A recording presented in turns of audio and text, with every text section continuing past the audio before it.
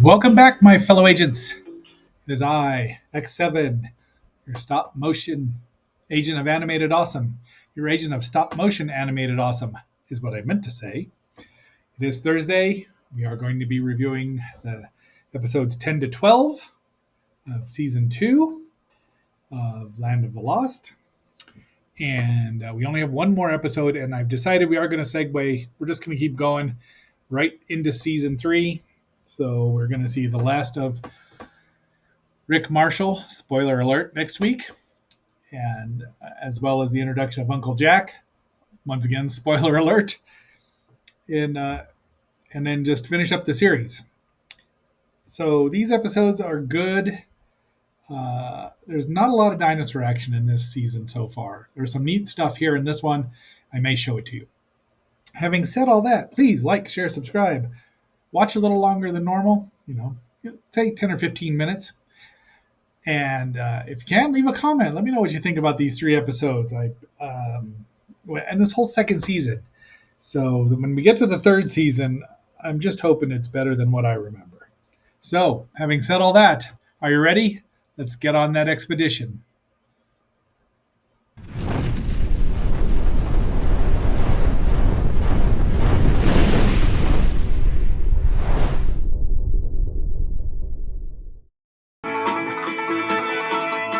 Marshall, Will, and Holly on a routine expedition. Met the greatest earthquake ever known. High on the rapids, it struck their tiny raft and plunged them down 1,000 feet below to the land of the lost. Say hello to Grumpy.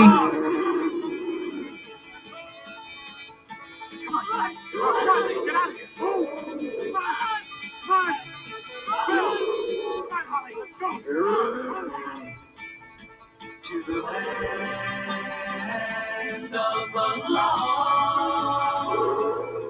To the land of the lost.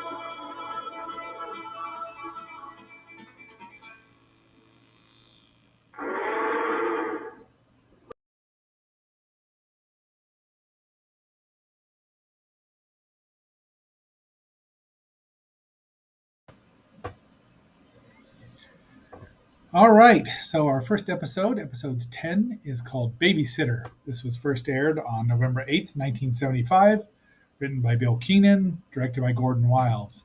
And it all starts out with Holly begging, pleading, whining at her father to leave her, let her stay there while Rick and Will do more mapping of the Land of the Lost for some reason. Even though they know it's in a circle, they can't get out.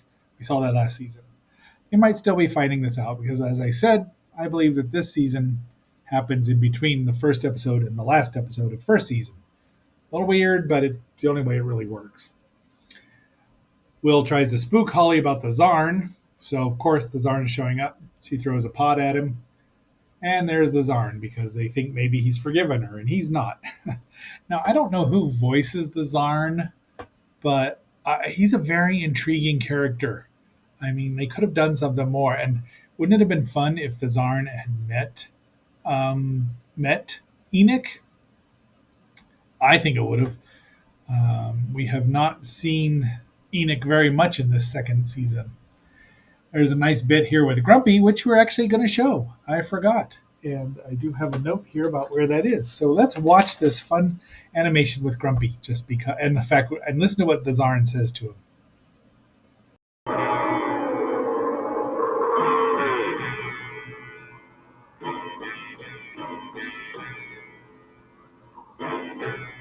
Grumpy is definitely skinnier now. Your sleeping brain is not much. Wake up! Wake up! Very interesting. You are too stupid to even be afraid. Look at him the itch. body of a mountain and the brain of a pea.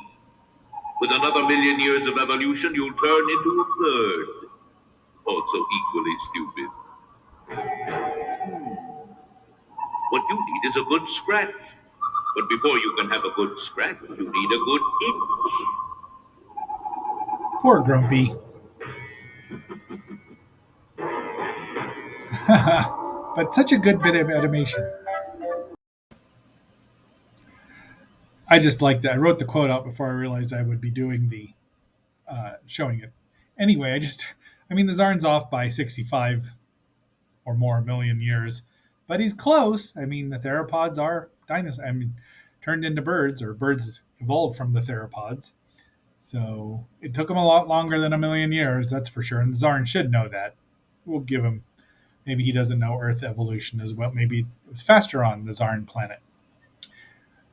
So Chaka is having a problem with Ta because Ta is a jerk, and Chaka's taking lessons from Jimmy Cagney and shoving a fruit into Ta's face. And of course, then he has to run back to Holly. Now, we don't actually see Rick or Will till the end of the episode, which we'll see. But he runs in there, and Ta's yelling at him. Holly's trying to get him to use a fork and a knife and a fork, and then the Zarn shows up at, at the at the cave.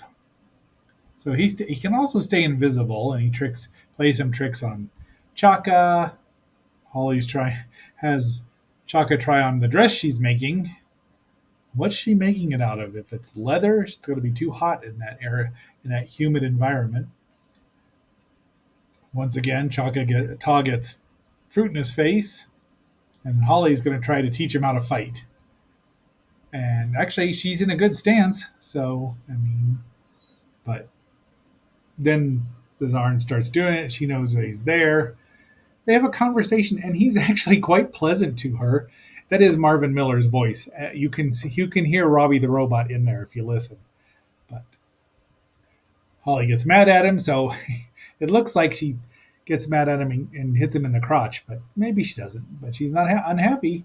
She's still trying to teach Chaka to fight, but the Zarn comes back and looks like he hits Ta right in the crotch with a vegetable or something. Then so Ta's afraid of Chaka. Chaka thinks he's won, and they have it again. He's very polite to Holly. Um, it's just, I mean, he's a fascinating character, and Marvin Miller does a great job. She says something nice to him, and I think he's blushing. So, and here's the end. So it was a quick episode, but it was fun. I mean, I really liked the Zarn. I wish they had done more with him. I wonder what it would have been like in the hands of David Gerald. We'll never know, right? Holly, I really wished you hadn't. Well, you're right, Daddy. He's okay once you get to know him, but he's kind of weird. And okay kind of weird, if you know what I mean. Yeah, but what's this about little Chaka beating up on Ta? I don't believe it. Well, that's Zarn's fault, too. See, Tom got his back up about something and threatened to hit Chaka when he went to leave. So I took care of it. You? What'd you do? First, I taught him a thing or two in the manly art of self-defense. It's a wonder you didn't get him killed. Then I told him the most important thing of all: the bigger they are, the harder they fall. Amarani? Chaka ba ego eguga? Chaka. Oops. It's a wonder you didn't get him killed. Then I told him the most important thing of all: the bigger they are, the harder they fall. Or as Amarani? Spanky and Alfalfa learned, the bigger they are, the harder they What hit. happened? Sa eki pa. Ha. Whatever it was that you taught him, Holly, I don't think it worked out too well. Especially the most important thing. The bigger they are, the harder they hit.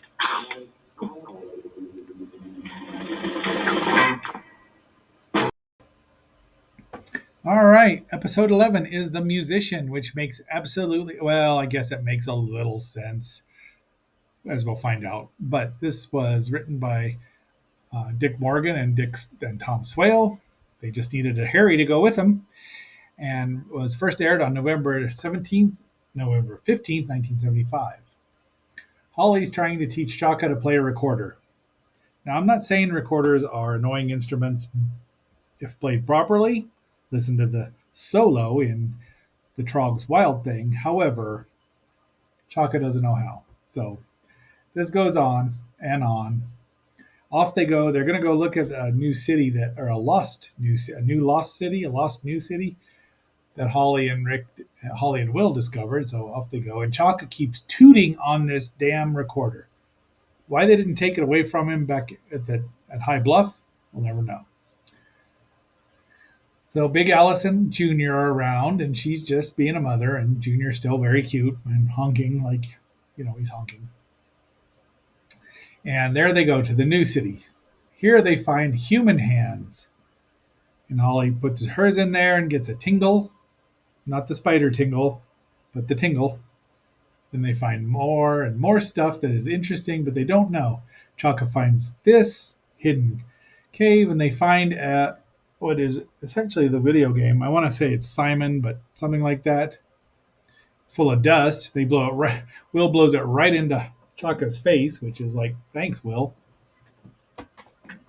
So, and then a ring appears, and of course Holly puts it on because it's a pretty ring, and I guess that a 12-year-old, almost 13-year-old, as she told Lazarn last episode, does that. Rick finds another place which has humanoid mannequins or something in it, and then Chaka starts playing with the table, which lights up, and Emily and Spot go mental and run away. And this happens in the sky. Now, this just looks like it's a fancy video effect that they learn they could do. But see, what did I tell you? Doesn't that look like Simon? I think it was Simon. It then it disappears completely, and they're like, Chaka, you're mental. But this shows up. Dun dun dun. It was a very deep voice. And Alice is still around, and then this shows up, and there's a really good bit of animation here where Junior runs, and Alice has him circled in her tail. Very maternal. This, again, along with the bird thing from last episode, this is very advanced paleontology about dinosaurs. I mean, yeah, sure, Alice is still a tail dragger, but she's having a maternal instinct, which they probably did, and keeping her baby safe, even though I do believe Grumpy's still the father. And now we start hearing voices.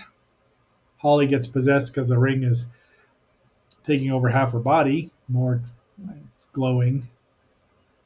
Will gets injured, and they're all trying to help her, but this thing scares Ta and Saw away. Rick says, "You will not pass." Rick is wrong. Or, pardon me, Will says you will not pass. Will is wrong. Rick has nothing to do with this. The voice keeps telling him they fail, but Chaka keeps trying, gives the ring to the red figure, which turns into this little boy with his awful mid-70s haircut. Think Cousin Oliver, but slightly better, and his obligatory futuristic jumper, his quasi-futuristic outfit, Mr. Chaka. And he says Chaka has been chosen. And Chaka gets the ring back. Oops.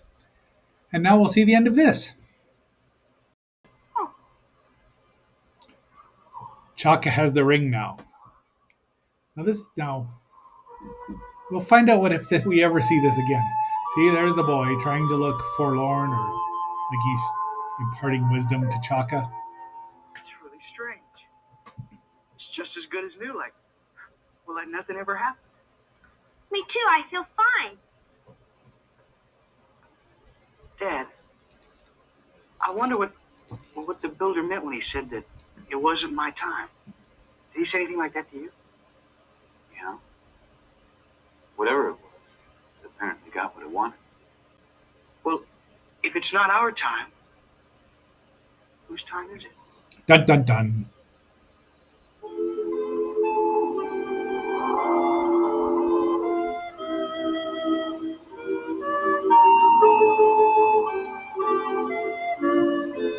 Oh, look, Chaka can play a wind instrument now. Probably second recorder. Any woodwind. All right, our final episode, episode 12, the penultimate episode of season 2.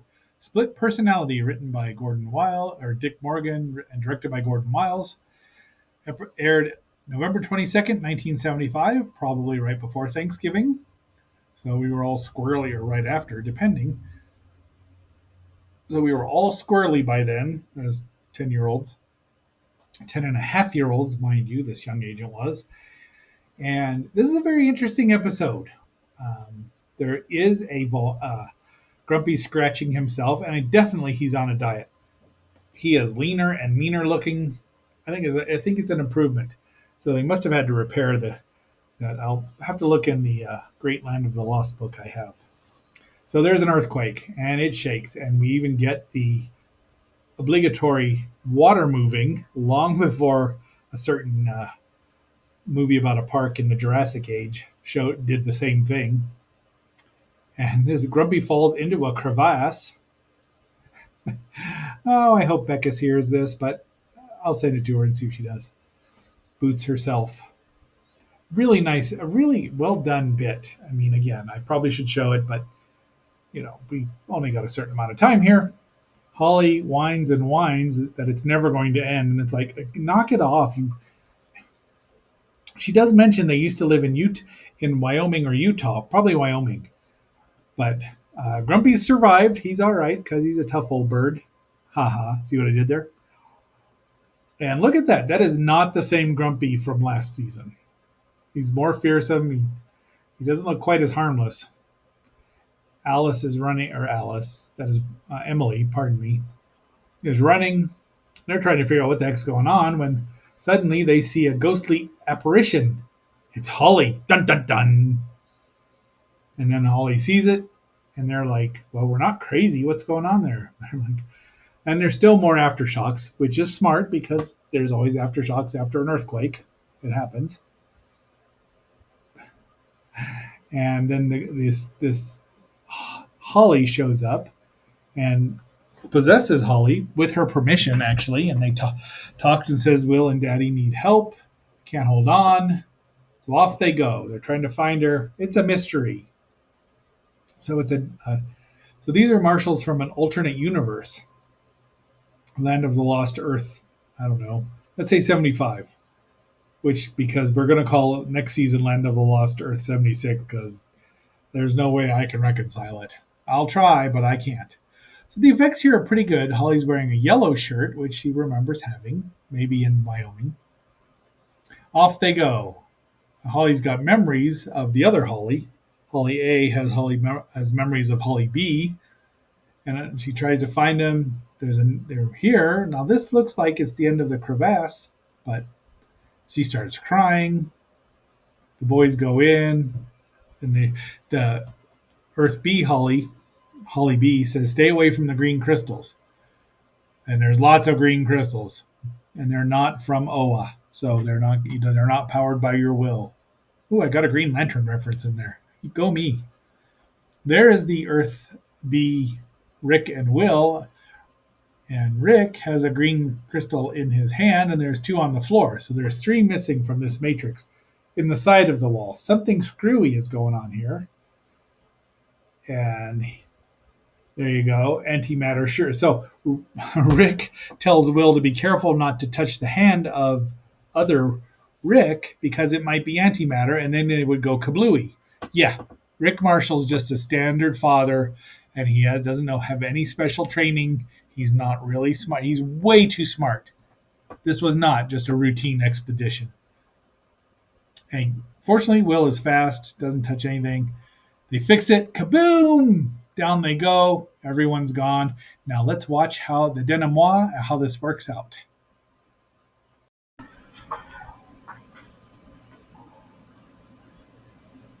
Dad, I sure would like to go back to that new cave and check it out. Yeah. When the ground stops shaking. What do you suppose Holly's cutting up there? A potato or Speak of the devil. jicama? Dad, what do you figure happened to the other Marshall family? Are you asking? I mean, you think, maybe they picked the wrong time. We're getting ready to open the time doorway and the earthquake hit, messed everything up? Yes. You really think that's what happened? Well, I think that's as good an explanation as any that we could invent. Yeah, I know.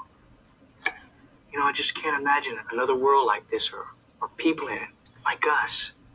I mean, where is it now? Why can't I see it? Because it's separated by dimensional I think plane, that's because, Will, we only have one pair of these, thankfully. which enables us to just see 1/100th of what's going on out there. Yeah. When Tell we me lived in again. the old house in Harrisville, there used to be someone in my room sometimes. I mean, I could really see her. I couldn't see her when I looked at her straight, only when I saw her through the corner of my eye. It wasn't scary or anything like that. That happens to everyone. You think you're seeing someone out of the corner of your eye. That's not what Dad's talking about. Oh, After a while, I used to pretend like she was my sister.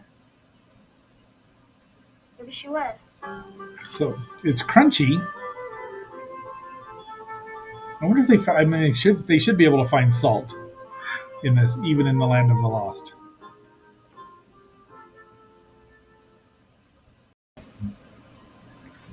Okay, so there's Holly and what looks like a jicama to me, but who knows in the land of the lost what it is. Those are our 3 episodes. I'm really, Dave. Excuse me. Donald F. Glute and Dick Morgan wrote the next episode, which I'm looking forward to. So tomorrow, of course, is Friday. It's going to be a music review, and we're going to rock, rock, rock. I'm not putting the trailer on because you're just going to have to watch it. But we will end up with, we'll do the end credits of Land of the Lost.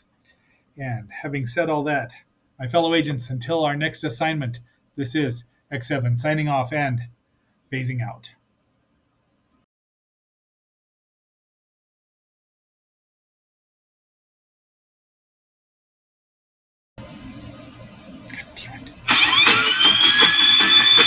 When I look all around, I can't believe the things I found.